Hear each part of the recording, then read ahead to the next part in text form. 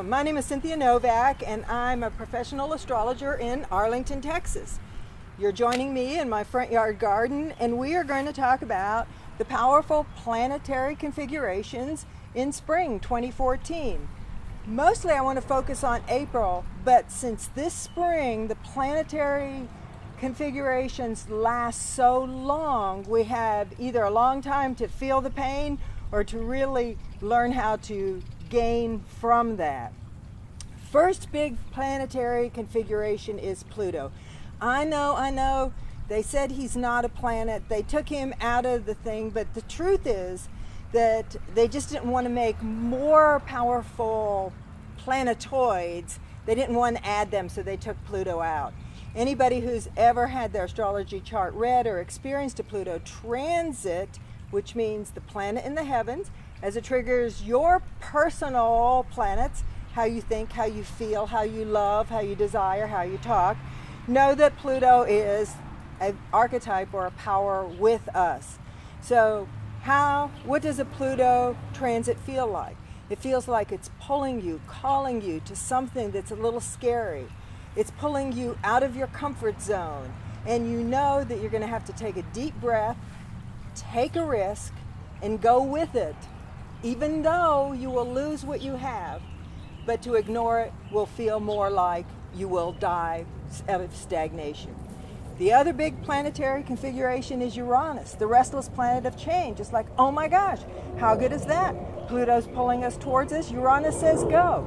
But it doesn't feel calm. It feels like you've got your fingers in a light socket. It feels like you're being pulled in and down.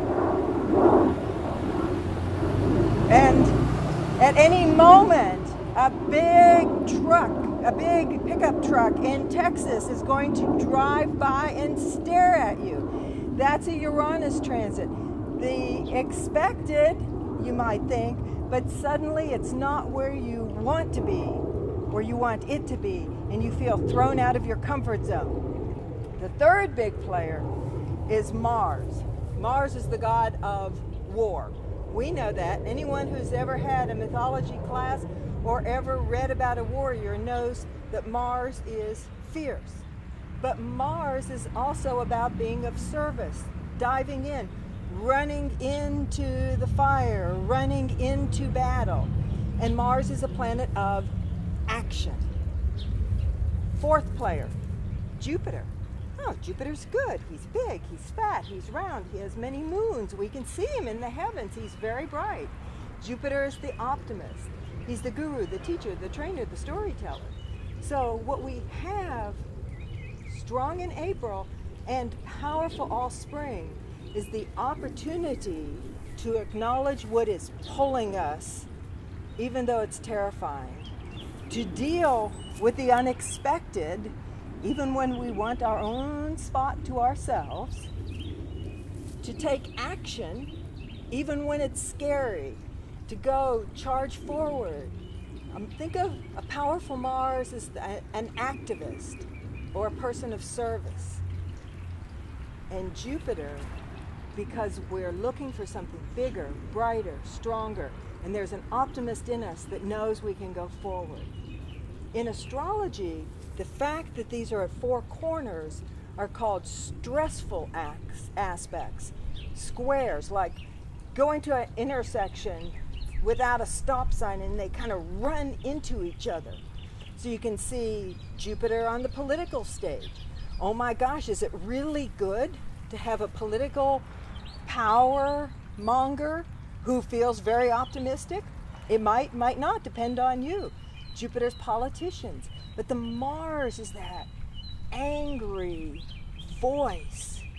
And in the month of April, as the moon comes and touches each of these planets, we're going to have an opportunity to feel it in our own lives, to want to blame it on someone else, to take a deep breath, turn it inward, and to grow through optimism from it.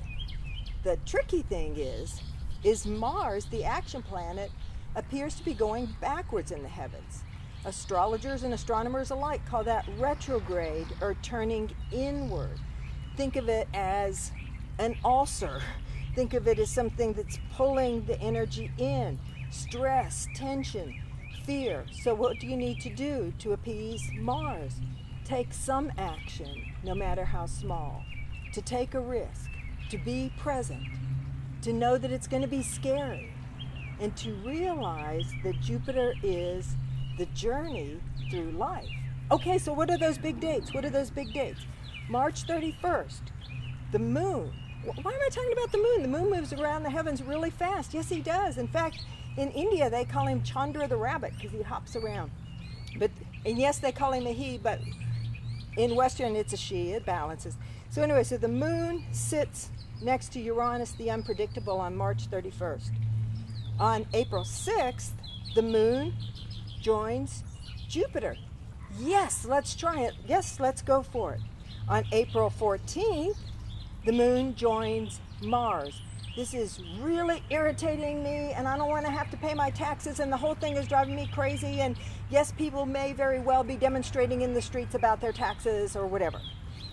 On April 20th, the moon joins powerful Pluto and says, go for it, go for it. It's scary, but dive deep and see where it takes you. To stay where you are will indeed feel like you die. Am I telling you to leave your job or to start over? I'm saying to do something to follow it. And that tension inside of you is the acknowledgement that you're not going forward. So anything, it can be very, very small. Finally, April 27th, the moon comes back to Uranus, the planet of change, the unexpected, and opportunity. My name is Cynthia Novak. I've been doing astrology for a long time. I did my first chart in 1974. I'm experienced in Western and Vedic astrology, and my perspective is that things in life can often happen to us, but what we do as they move through us will truly make a powerful impact on our future, today and every day. Thank you for listening.